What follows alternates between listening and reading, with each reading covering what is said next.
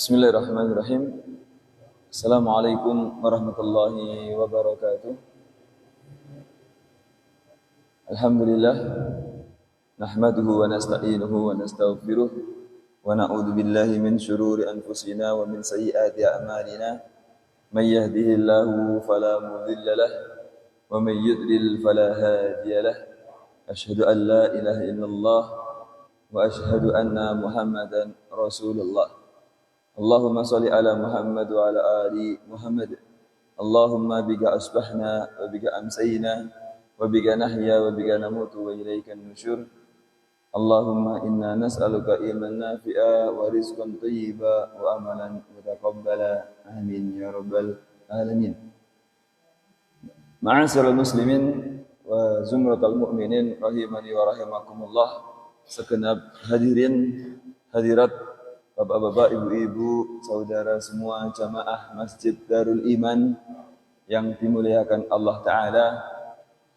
Alhamdulillah, mari kita selalu memuji Allah Ta'ala, membasahi lisan kita dengan memujinya atas segala nikmat yang Allah Ta'ala senantiasa masih terus-menerus berikan kepada kita, yang sampai saat ini kita masih merasakannya. Kita masih dimudahkan untuk bangun dari tidur kita masih dimudahkan untuk melangkahkan kaki menuju masjid ini, kita masih dimudahkan untuk menikmati kehidupan ini. Alhamdulillah. Mari kita selalu memujinya ketika kita mendapatkan sesuatu yang menggembirakan kita, sesuatu yang menurut kita itu hal yang baik untuk kita, maka kita puji Allah dengan mengucapkan Alhamdulillahi Rabbil Alamin.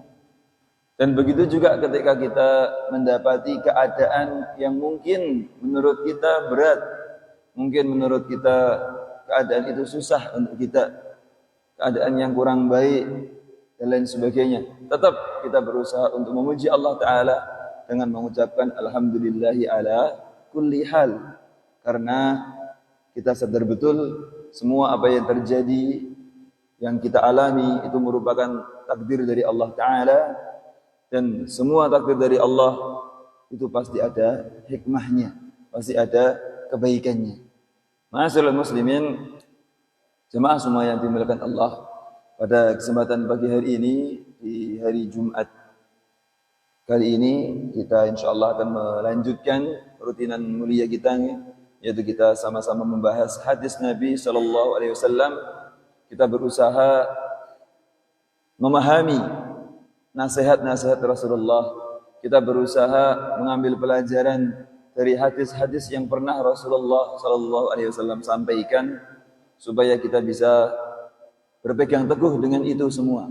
Karena itulah yang dipesankan oleh Rasulullah SAW, bahwa umat Islam ketika ingin berada dalam kebenaran, umat Islam ketika ingin jauh dari kesesatan, maka harus berpegang teguh dengan dua peninggalan Nabi. Yang pertama adalah Al-Quran, dan yang kedua adalah Al-Hadis, As-Sunnah, Sunnatun Nabi. Al-Quran dan Hadis kita pelajari supaya kita bisa mengambil pelajarannya, kemudian kita terapkan dalam kehidupan kita. Ma'asyiral muslimin, jamaah semua yang dimuliakan Allah, pada pertemuan terakhir masih kita membahas tentang babul muraqabah, yaitu bab tentang perasaan diri selalu diawasi oleh Allah Ta'ala, bab perasaan akan kehadiran Allah Ta'ala. Kita merasa Allah Ta'ala selalu bersama kita, kita selalu merasa berada di atas pengawasan Allah Ta'ala. Kemudian di hadis yang terakhir kemarin dijelaskan min husni islamil mar'i tarkuhu ma la ya'ni, termasuk tanda kebaikan seseorang, kebaikan kualitas Islam seseorang adalah ketika dia bisa meninggalkan sesuatu yang tidak bermanfaat untuk dia. Dia bisa meninggalkan sesuatu yang sia-sia, dia bisa meninggalkan sesuatu yang tidak ada pengaruh baiknya, tidak ada pengaruh dalam hal keimanan dia, tidak bermanfaat untuk akhiratnya. Maka dia berusaha meninggalkan itu. Itulah ciri orang muslim yang baik. Maka jemaah, Al-Imam An-Nawawi dalam kitab Riyadhus Shalihin ini beliau menyisipkan dalam akhir bab muraqabah. Dalam bab muraqabah ini, Imam An-Nawawi menyisipkan satu hadis yang menjadi penutup di bab ini, yaitu hadis tentang seorang suami terhadap istrinya. Hadis tentang perlakuan seorang suami terhadap istrinya. Mari kita baca hadisnya. An Umar radhiyallahu anhu, dari sahabat Umar Ibn al-Khattab radhiyallahu anhu, an Nabi sallallahu alaihi wasallam, dari Nabi sallallahu alaihi wasallam, qala, beliau bersabda, la yus'alur rajul fima daraba imra'atahu. Kata Rasulullah, la yus'al, tidak ditanya. Tidak ditanya. Siapa yang tidak ditanya? Ar-rajulu, seorang suami, seorang laki-laki. Seorang laki-laki tidak ditanya, tidak dipertanyakan fima daraba imra'atahu, tentang kenapa, ada apa kok dia memukul istrinya. Jadi kalau ada seorang suami dia memukul istrinya, ada kabar seperti itu, maka tidak usah ditanya, kata Nabi. Tidak usah ditanya, kata Nabi sallallahu alaihi wasallam. Rawahu Abu Dawud wa ghairuhu, hadis ini riwayat Imam Abu Dawud dan selainnya. Sama semuanya Allah, para ulama mereka menjelaskan bahwa hadis ini dhaif sebenarnya. Hadis ini dhaif, hadis ini lemah. Artinya tidak bisa digunakan sebagai hujjah. Gitu nggih. Tapi ada satu hal yang menarik untuk dibahas, gitu nggih. Kenapa Imam Nawawi menyisipkan hadis ini di bab muraqabah? Itu hadis tentang Rasulullah SAW mengatakan kepada kita, jika ada seorang laki-laki memukul istrinya, maka tidak perlu ditanya. Tidak perlu ditanya. Kenapa? Gitu. Kenapa? Maka jawabannya oleh para ulama dijelaskan bahwa yang pertama, yang dimaksud dengan laki-laki, seorang suami yang ketika memukul istrinya tidak perlu ditanya di sini adalah seorang laki-laki yang at-taqi, ar-rajulut taqi, seorang laki-laki yang bertakwa. Artinya kalau ada seorang suami, dia seorang laki-laki yang baik, akhlaknya baik, adabnya baik, agamanya baik, dia juga berilmu. Terus ketika dia kok kita dapatkan ada kabar dia memukul istrinya atau ada masalah dengan istrinya, maka tidak perlu dipertanyakan. Kenapa? Karena seorang suami memiliki tanggung jawab untuk mendidik istrinya. Dan tentu seorang suami ketika memukul istrinya, kalau suami tersebut adalah seorang laki-laki yang baik, orang yang soleh, dan dia orang yang berilmu, pasti memukulnya di sini bukan memukul untuk menganiaya, bukan memukul untuk memberikan kezaliman, berbuat zalim, tidak. Tentu dia mengamalkan ayat dari Al-Quran. Allah Ta'ala mengatakan dalam Al-Quran, wallati takhafuna nuzuzahunna fa'iduhunna wahjuruhunna fil madaji' wadribuhun. Kata Allah Ta'ala dalam Al-Quran memberikan arahan kepada seorang suami, yaitu apa? Kata Allah, wallati takhafuna nuzuzahunna, dan perempuan-perempuan, istri-istri yang kalian, wahai umat Islam, para suami, khawatir akan nuzuz mereka, khawatir akan pembangkangan mereka. Jadi artinya kalau ada seorang istri kok membangkang kepada suaminya, seorang istri tidak baik, dikasih arahan tidak nurut, dikasih nasihat tidak mau, kan ada kadang seorang istri seperti itu. Maka Allah Ta'ala mengatakan fa'iduhunna. Langkah pertama adalah kepada suami supaya memberikan nasihat yang baik untuk dia. Dinasehati dengan baik. Dinasehati, disampaikan bahwa hal ini tidak boleh, jangan melakukan seperti ini ya. Ini tidak boleh, ini tidak bagus. Ayo balik lagi. Ini loh cara yang terbaik itu seperti ini. Cara yang baik seperti ini. Dinasehati. Dinasehati. Fa'iduhunna. Mau'iduh hasanah dulu. Kalau ada seorang istri tidak nurut kepada suaminya, maka langkah pertama adalah suami memberikan nasihat kepada istrinya, memberikan arahan kepada istrinya. Kemudian kalau ternyata tidak mau diberikan arahan yang baik, diberikan cara nasihat dengan cara yang baik, tidak mau, tetap ngeyel, tetap membangkang, tetap nuzuz, maka Allah Ta'ala mengatakan wahjuruhunna. fil madaji, maka hijrahilah dia istri dalam hal ranjang. Maksudnya apa? Dipisah ranjangnya. Dipisah ranjangnya, tidak diajak tidur bersama. Ya sudah, ini nggak bisa dinasehati, ya sudah, kamu tidur di sebelah sana. Nah, gitu. Atau kamu tidur di sini, saya tak tidur di sebelah. Tidak tidur bersama. Tidak satu ranjang. Ini untuk pelajaran, Mbak, dihijrahi. Tapi tetap dalam rumah, gitu. Tetap dalam rumah, tidak disuruh keluar rumah, gitu. Tetap dalam rumah untuk peringatan saja. Tapi kalau ternyata dengan cara seperti itu, sang istri tetap membangkang, sang istri tetap tidak mau nurut, maka Allah Ta'ala mengatakan wadribuhunna. Kalau sudah seperti itu, ya sudah, berikan peringatan lebih, yaitu dengan cara boleh memukul dia. Seorang suami boleh memukul istrinya ketika istrinya tidak mau nurut, dengan sudah dilakukan cara-cara mediasi yang tadi. Sudah diadakan mediasi ini, ternyata aku nggak mau, ya sudah, kasih sentuhan fisik, pelajaran fisik, dipukul gitu. Tapi dipukul di sini para ulama menjelaskan dzurban ghairu mubarrih, yaitu pukulan yang tidak menyakitkan, bukan kemudian dipukul pipinya, dipukul badannya keras, tidak. Para ulama menjelaskan pakai lidi saja, pakai lidi, satu lidi saja dipukulan, gitu. Itu sudah menjadi peringatan bagi seorang istri, gitu. Seorang istri. Artinya jamaah, dari sini kaitannya dengan hadis ini, bahwa seorang laki-laki yang bertakwa, seorang laki-laki yang dia tahu ilmu, maka dia tentu dia akan berusaha bagaimana caranya mendidik istrinya, bagaimana caranya menjaga istrinya supaya bersama-sama berada dalam ketaatan. Karena tujuan utama pernikahan adalah bagaimana kita bisa bersama-sama semakin dekat dengan Allah. Bagaimana kita bisa bersama-sama mengingatkan, saling melengkapi, saling menyemangati untuk berada dalam ketaatan, untuk beribadah. Itu tujuan utama pernikahan, jemaah.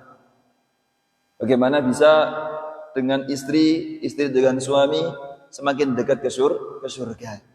Tentu dalam perjalanan itu tidak mulus-mulus saja. Kadang ada ini, ada itu yang membuat rumah tangga kadang ada masalah dan lain sebagainya, gitu. Manusiawi, karena laki-laki dan perempuan punya sifat yang berbeda, berbeda. Nah, seorang laki-laki, seorang suami punya tanggung jawab bahwa dia harus bisa mengarahkan istrinya. Kata Rasulullah SAW, "Fastausu bin nisa'i khairan." Berilah wasiat, nasihat kepada istri itu dengan cara yang baik. Kenapa? Karena an-nisa khuliqat min dila. Seorang perempuan itu diciptakan dari tulang rusuk yang bengkok. Itulah wanita. Jika engkau membiarkannya, kata Rasulullah, maka engkau membiarkan dia dalam keadaan bengkok. Dia punya sifat-sifat yang kurang baik dan lain sebagainya. Tapi kalau engkau menegakkannya, artinya memaksa, maka itu bisa patah, gitu. Bisa apa? Patah. Maka caranya bagaimana? Caranya didampingi pelan-pelan, diajak pelan-pelan, dinasehati dan lain sebagainya, gitu. Dinasehati. Tapi kok ternyata seorang suami yang soleh sudah berusaha sedemikian rupa menjaga istrinya, mengarahkan istrinya, kok istrinya tidak mau, istrinya kok tetap membangkang, tetap ngeyel, maka seorang laki-laki yang baik, seorang laki-laki yang bertakwa, dia akan melakukan cara-cara bagaimana istrinya balik. Di antaranya adalah dengan memukul tadi, cara yang terakhir, gitu. Dengan memukul, tapi memukul dengan yang tidak menyakitkan tadi, untuk pelajaran saja, Maka jamaah subhanallah, Allah, ini laki-laki yang baik tentang suami yang soleh, suami yang bertakwa, yang punya ilmu. Maka ketika dia memukul istrinya, ada kabar seperti itu, gitu. Umpama kita dapat kabar, wah, tetangga kita katanya kok mukul istrinya, gitu. Katanya mukul istrinya, oh, dia orang baik kok.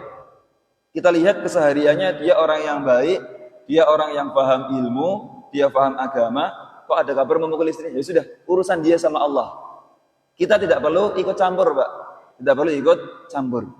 Dan ini jamaah, ini termasuk bentuk hadis Nabi yang sebelumnya yang kita sudah bahas, itu apa? Min husni islamil mar'i tarkuhu ma la ya'ni. Termasuk ciri baiknya keislaman seseorang ketika dia meninggalkan sesuatu yang tidak bermanfaat. Lah, sesuatu yang tidak bermanfaat di sini diantaranya adalah kepo atau suka tanda tanya terhadap rumah tangga orang lain. Gitu nggih. Ketika dapat kabar, bapak ini kok mukul istrinya. Muncul perasaan kok. Kenapa itu? Yuk kita bahas. Akhirnya dibahas bareng-bareng. Ini malayak nih, Pak. Ini sesuatu yang tidak bermanfaat. Ditinggalkan. Orang muslim yang baik adalah dia tidak bertanya-tanya tentang rumah tangga orang lain. Tidak kepo, tidak ikut campur terhadap rumah tangga orang lain. Ini ciri muslim yang baik. Karena kita yakin, kita sadar ketika ada seorang suami kok dia paham agama, insya Allah dia melakukan itu semua dalam rangka pendidikan, bukan untuk mendolimi istrinya. Insya Allah seperti itu. Ya sudah, kita husnudzon saja. Urusan dia sama Allah. Karena dia berilmu, dia pasti sadar ketika melakukan itu dia sedang diawasi oleh Allah. Dia sedang diawasi oleh Allah. Seperti itu jemaah. Ini kaitannya dengan bab yaitu pengawasan Allah Taala. Sudah cukup dia punya bekal ilmu, suami tadi bertakwa, ya sudah urusan dia sama Allah, bagaimana dia mendidik istrinya. Kita tidak perlu kepo jemaah. Tidak perlu bertanya-tanya tentang rumah tangga orang lain. Ini hal yang tidak baik. Sama Allah, poin besarnya dalam hadis ini adalah seorang suami yang dia punya ilmu. Seorang suami yang dia bertakwa. Hadis ini berlaku untuk dia. Untuk laki-laki yang bertakwa, laki-laki yang berilmu, yang dia mendidik istrinya dengan baik tentunya. Gitu. Itu husnudzon kita dengan orang lain.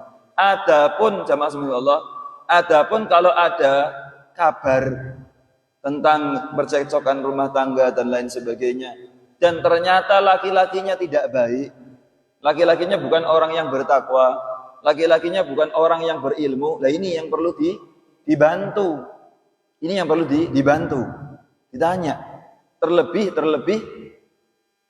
kalau keluarga tersebut adalah masih kerabat kita, masih saudara kita, kita bantu, kita tanya kenapa kok terjadi seperti itu. Nah, gitu ya. Kenapa terjadi seperti itu? Karena ini suami tidak baik ini. Pasti ada masalah ini. Pasti suami melakukan pemukulan tersebut sebagai kedzaliman. Dan jamaah subhanallah, para ulama menjelaskan kalau ada seorang suami bermudah-mudah untuk memukul istrinya, bermudah-mudah untuk mengangkat tangannya, artinya bertindak fisik kepada istrinya, maka kata para ulama, hadar rajul la khaira fihi.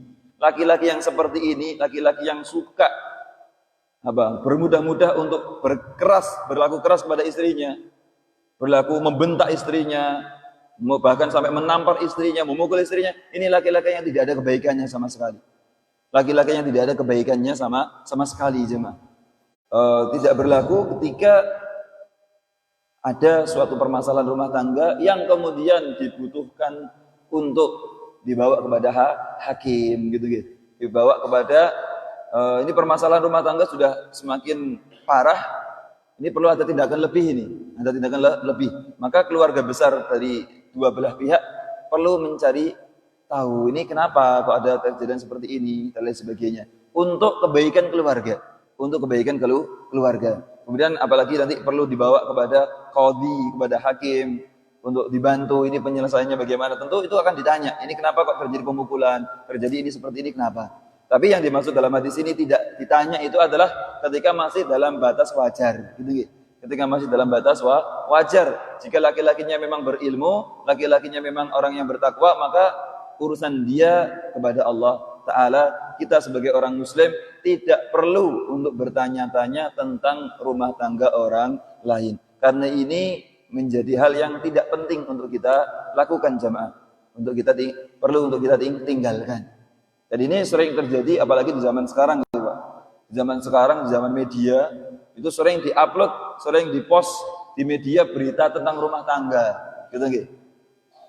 Rumah tangga artis lah, rumah tangga apa yang membuat orang kepo. Ini kenapa kok cerai? Kenapa kok seperti ini? Kenapa kok bikin kepo terhadap rumah tangga orang lain? Ini tidak manfaat jemaah, tidak ada manfaatnya, gitu.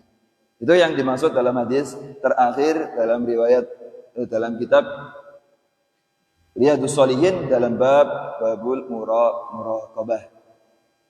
Tapi tadi hadis ini adalah hadis yang dhaif, hadis yang lemah, artinya tidak bisa dijadikan hujjah secara mutlak.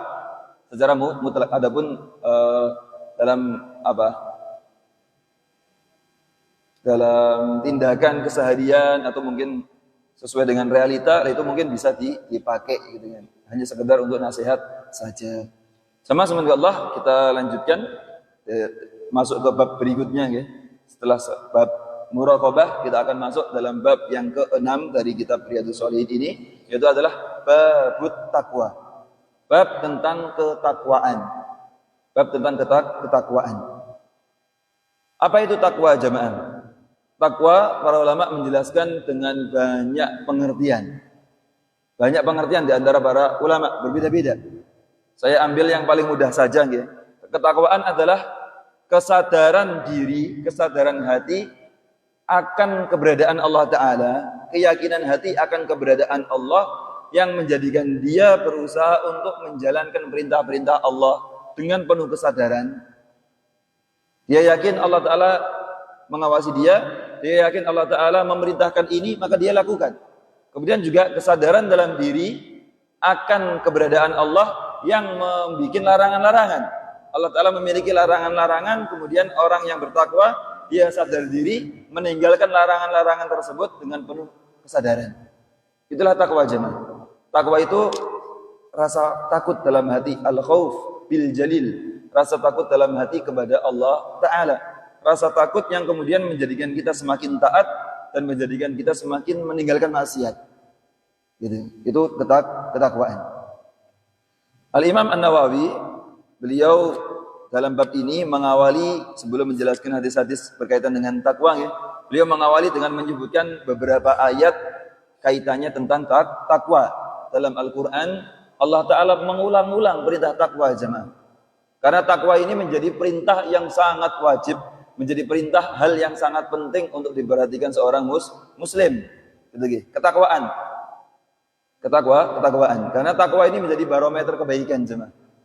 Orang yang bertakwa, dia pasti akan baik. Tapi kalau orang tidak bertakwa, dia akan seenaknya dalam berlaku di muka bumi ini. Dia akan berlaku seenaknya, berucap seenaknya, berbuat seenaknya. Karena dia tidak punya ketakwaan. Tapi kalau seseorang punya ketakwaan, punya rasa takut kepada Allah, maka dia akan hati-hati. Dia akan menjadi orang yang baik. Maka ini takwa ini menjadi satu hal yang sangat penting untuk diperhatikan. Allah Ta'ala mengulang-ulang dalam ayatnya.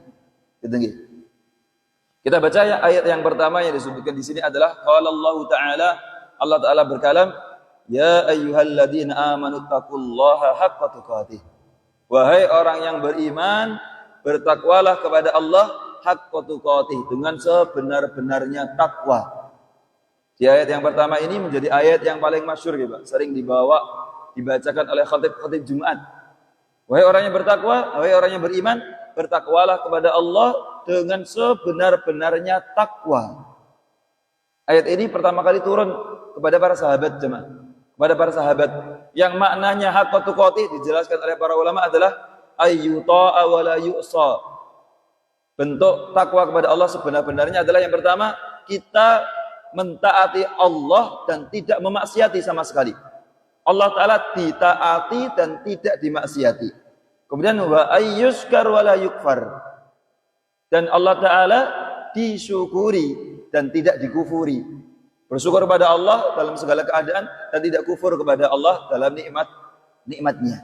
Kemudian yang ketiga adalah yudkar wa la yunsa. Allah Ta'ala diingat. Kita mengingat Allah dan tidak melupakan Allah. Itu makna haqqa tuqatih jemaah. Jadi kita mentaati Allah dan tidak memaksiatinya, kemudian kita bersyukur kepada Allah dan tidak mengkufurinya, dan kita selalu mengingat Allah dan tidak melupakannya. Ini tentu hal yang tidak mudah jemaah. Maka para sahabat di waktu itu mereka merasa keberatan gitu. Merasa keberatan. Kemudian mengatakan kepada Nabi, wahai Nabi, kita tentu kadang-kadang tidak sengaja tentunya gitu, sibuk dengan pasar, sibuk dengan pertanian, akhirnya kita lupa kepada Allah. Kita fokusnya kepada dunia. Nah, terus bagaimana kita mau haqqa tuqatih? Ini hal yang sangat berat gitu. Kadang lisan kita tidak selalu bersyukur. Kadang kita mengucapkan kata-kata yang lain gitu. Dan lain sebagainya. Bagaimana? Kadang kita terpeleset dalam maksiat. Ini bagaimana? Maka Allah Ta'ala turunkan ayat berikutnya. Wa qala ta'ala, Allah Ta'ala berkalam, fattaqullaha mastata'tum. Allah Ta'ala mengatakan, maka bertakwalah kalian kepada Allah mastata'tum, semampu kalian. Akhirnya Allah Ta'ala berikan jawaban jamaah atas kegalauan para sahabat tadi dengan ayat yang kedua ini, yaitu apa? Bertakwa kepada Allah semampu kalian, sebatas kemampuan kalian. Artinya jamaah, kita diminta oleh Allah dalam hal takwa itu adalah sebatas kemampuan kita. Bagaimana kemampuan kita? Kita lakukan takwa kepada Allah. Dalam tanda kutip, semampu kalian, bukan semau kalian gitu. Artinya bukan semau kalian. Kita takwanya kalau kita mau, kalau nggak mau kita nggak bertakwa kepada Allah. Ini bukan seperti itu. Tapi semampu kalian. Tapi jamaah, bukan berarti ini sebagai alasan gitu. Alasan untuk tidak melakukan suatu ibadah. Alasan untuk tidak melakukan suatu ketaatan dengan mengatakan, oh saya kan nggak mampu, maka saya tidak melakukan itu. Ditanya, Pak, kenapa jenengan tidak mau sholat subuh ke masjid? Kemudian menjawab, Ustadz, lah kan perintah takwa itu semampunya.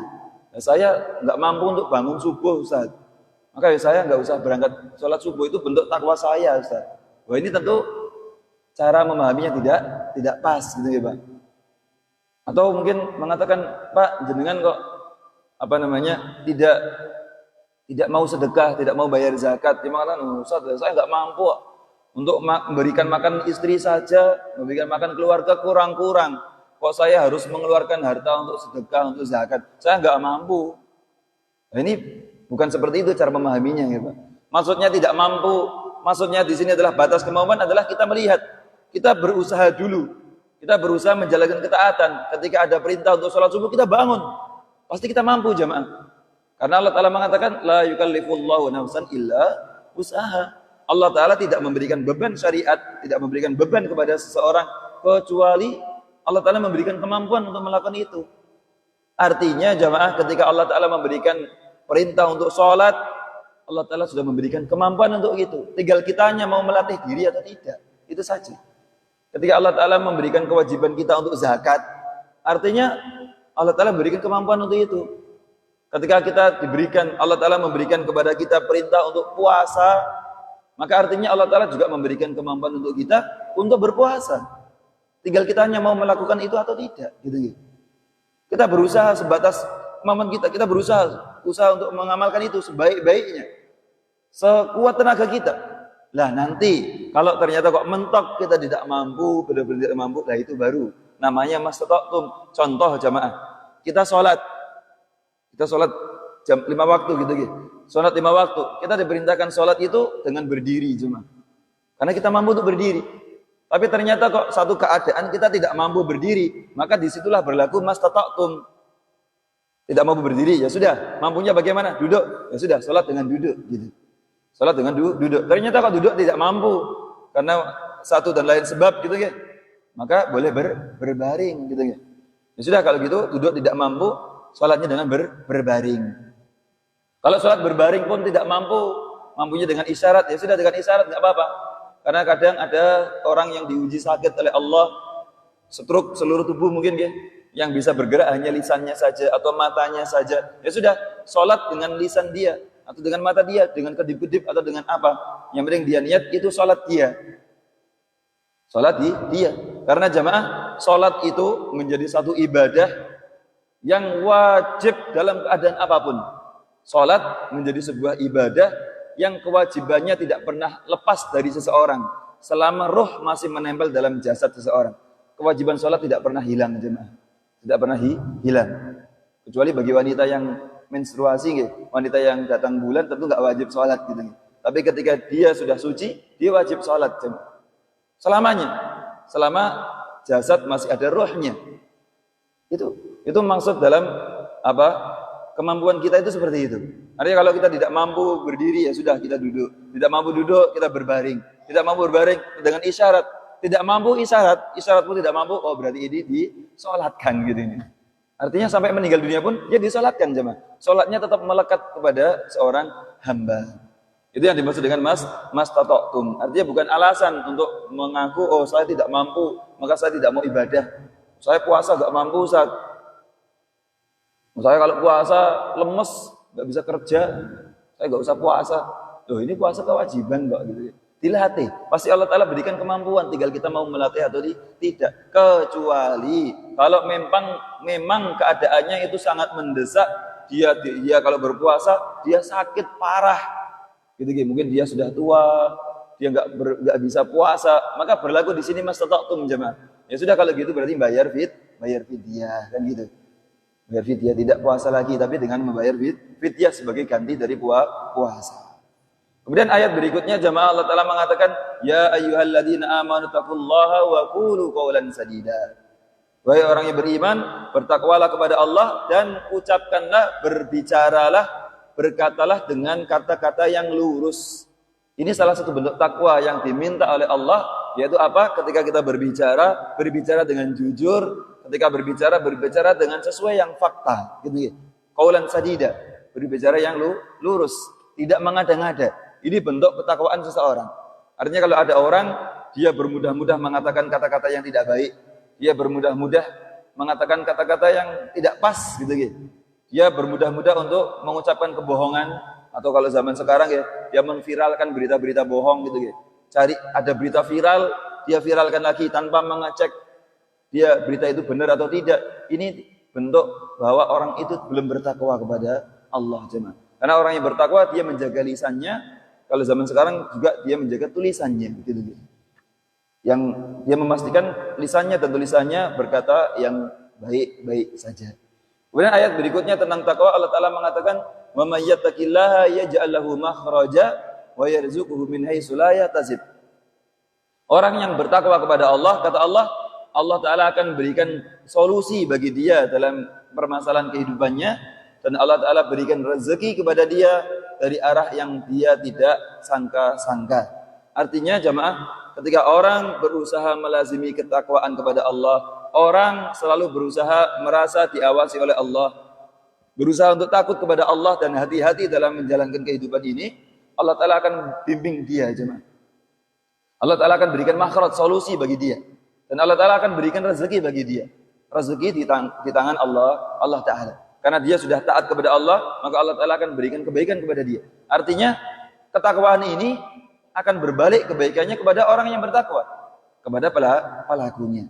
Dan di ayat yang terakhir disebutkan dalam kitab ini, Allah Ta'ala mengatakan, in tattaqullaha yaj'al lakum furqana. Jika kalian wahai umat Islam mau bertakwa kepada Allah, yaj'al lakum furqana, maka Allah Ta'ala akan menjadikan untuk kalian furqan. Apa itu furqan jemaah? Furqan adalah pembeda dalam hati, petunjuk dalam hati untuk bisa membedakan mana yang baik, mana yang buruk. Ini hal yang tidak pantas, ini hal yang bisa dilakukan. Furqan, orang yang bertakwa, Allah Ta'ala akan berikan furqan dalam hatinya, cahaya untuk membedakan mana yang pantas, mana yang baik, mana yang ini ketakwaan, kebenaran, dan mana yang maksiat, mana yang tidak baik. Orang yang bertakwa bisa membedakan itu jemaah. Allah Ta'ala berikan dia furqan. Kemudian Allah Ta'ala juga memberikan kepada dia, yukaffir ankum sayyi'atikum wa yaghfir lakum. Orang yang bertakwa, Allah Ta'ala akan hapus keburukan-keburukannya, Allah Ta'ala akan ampuni dosa-dosanya. Wallahu dzul fadlil azim. Allah Ta'ala memiliki kemuliaan yang sangat agung. Itulah jamaah semoga Allah Ta'ala meminta kita untuk bertakwa, bukan berarti untuk membebani kita.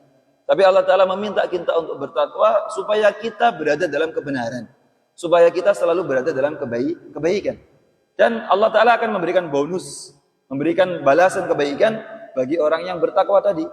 Artinya orang yang selalu melazimi ketakwaan, orang yang selalu memperhatikan rasa takut dia kepada Allah, maka Allah Ta'ala akan berikan furqan, Allah Ta'ala akan berikan bimbingan bagi dia dalam segala macam permasalahan kehidupannya.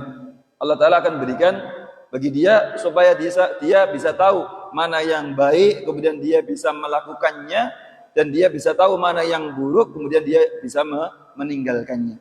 Sebagaimana satu doa yang kita diajarkan oleh Rasulullah SAW untuk membacanya, yaitu Rasulullah mengajarkan kepada kita berdoa, Allahumma arinal haqqa haqqa warzuqna ittiba'ah wa arinal batila batila warzuqna tinabah. Ya Allah, perlihatkanlah kepada kita sesuatu yang hak, yang baik itu baik, dan berikan kekuatan bagi kami untuk mengikutinya, untuk menjalankan kebaikan itu. Dan kita minta kepada Allah, ya Allah, perlihatkanlah kepada kita sesuatu yang batil, sesuatu yang buruk itu sebagai keburukan, sehingga kita bisa meninggalkannya. Karena jamaah kadang ya, suatu hal yang baik itu samar bagi kita, sehingga kita menganggapnya itu hal yang tidak baik. Dan kadang kebalikannya, ada hal-hal yang batil, hal-hal yang baik, tapi hal-hal yang tidak baik, tapi nampak baik, sehingga kadang kita tertarik untuk melakukan itu. Kita kadang samar seperti itu. Maka kita minta petunjuk, diberikan furqan, diberikan ketetapan hati untuk bisa membedakan itu, jemaah. Terlebih dalam bermasyarakat, apalagi saat ini jemaah, di bulan ini kita dihadapkan dengan tradisi di masyarakat memperingati ini dan itu dengan dengan tradisi-tradisi yang kadang nampaknya baik tapi ternyata itu bermasalah. Kadang nampaknya baik, nampaknya tidak ada masalah, tapi ternyata itu sebuah maksiat, bahkan sebuah kesyirikan yang bisa merusak amalan kita, jemaah. Bagaimana kita disodorkan dengan pemandangan tradisi di masyarakat, mengadakan karnaval yang ada perempuan-perempuannya joget-jogetan diiringi dengan musik, diarak bersama-sama keliling kampung, keliling desa. Ini sebuah kemungkaran, jemaah. Perempuan itu aurat, mereka harus menjaga auratnya, dijaga di rumah. Sifat perempuan itu malu, rasa malu bagi perempuan itu sebuah mahkota bagi dia. Tapi zaman sekarang seakan-akan rasa malu itu sudah hilang, Bagaimana viral di video-video di TikTok dan lain sebagainya, Alhamdulillah saya tidak punya TikTok, Kata yang menyampaikan informasinya itu banyak wanita-wanita yang berjoget dan lain sebagainya, dan tidak jarang yang melakukan itu wanita yang berhijab, wanita yang punya kerudung, memakai kerudung, dia muslimah, tapi seperti itu. Ini harus diluruskan, jamaah. Ini yang tidak baik, hal yang batil.